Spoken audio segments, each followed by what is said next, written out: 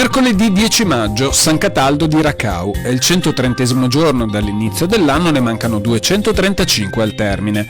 Il sole sorge alle 5:46 e tramonta alle 20:29.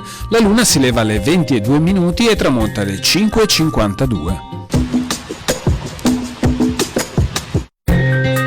Da Mestre, il maresciallo Hainaut invita i consolati di Francia e Inghilterra a far allontanare le navi delle rispettive nazionalità dalle acque di Venezia affinché non siano disturbate le operazioni di blocco da parte della flotta austriaca già in corso.